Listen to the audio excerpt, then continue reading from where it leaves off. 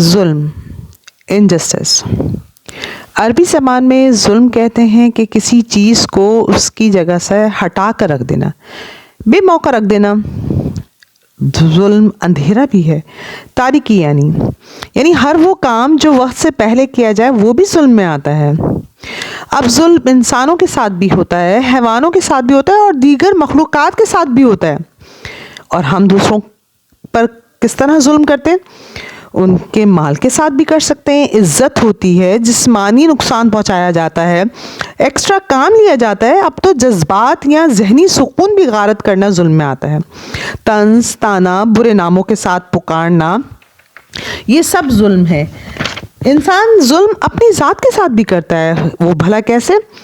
فرائض کی کمی کر کر، روزے چھوڑ کر جو اس پہ فرض ہیں، حج آپ کے پاس استطاعت ہے لیکن ہم ڈیلے کر رہے ہیں، زکوٰۃ کو ڈیلے کرتے ہیں، صحت کا خیال نہیں رکھتے، اپنی ہائیجین اور صفائی ستھرائی کا خیال نہیں رکھتے، جنک فوڈ بہت زیادہ عام ہو گئی ہے، غرض ہم اپنی ذہنی نشو و نما کا بھی خیال نہیں رکھتے، پولوشن بھی بہت پھیلاتے ہیں ہم، اور تو اور ہم اپنے حق تو لینے میں بہت سمجھدار ہیں لیکن دوسروں کے حقوق دینے میں ہم ڈنڈی مار جاتے ہیں۔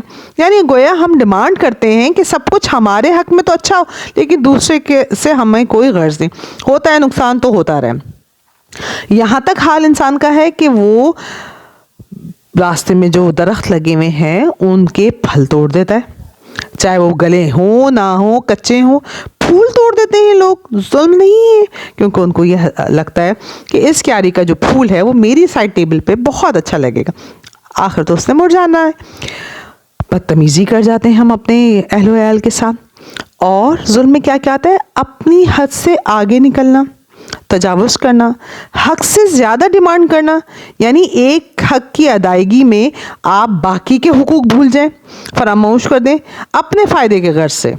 پھر دوسروں کو نقصان پہنچانا، دوسروں کے کام میں مداخلت کرنا، یہ تمام شکل ہے ظلم کی۔ اب مسئلہ یہ ہے کہ ہم جب کسی کے ساتھ بھلائی کا ارادہ کرتے ہیں تو ہم اتنا آگے بڑھ جاتے ہیں کہ ہم دوسروں کو پیچھے چھوڑ دیتے ہیں، یہ بھی ظلم کی قسم ہے۔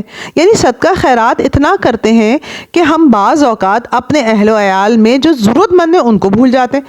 اسی طرح نوافل، ہم رات بھر نوافل پڑھتے ہیں اور بعض اوقات ہم وہ کام کرنا بھول جاتے ہیں جو زیادہ اہم تھا، جیسے گھر والوں کے لیے کھانا پکانا۔ ہم اپنا وقت بھی بہت ضائع کرتے ہیں، یہ بھی ظلم میں آتا ہے۔ نماز کا وقت ہو رہا ہے لیکن ہم اس کو بھی چھوڑ دیتے ہیں۔ ہم اپنی ہائیجین کا خیال نہیں رکھتے، نہانے دھونے کا خیال نہیں رکھتے، اپنے منہ سے آنے والی بدبو کا بھی خیال نہیں رکھتے، تو یہ بھی ظلم ہے۔ تو ظلم کی کئی اقسام ہیں۔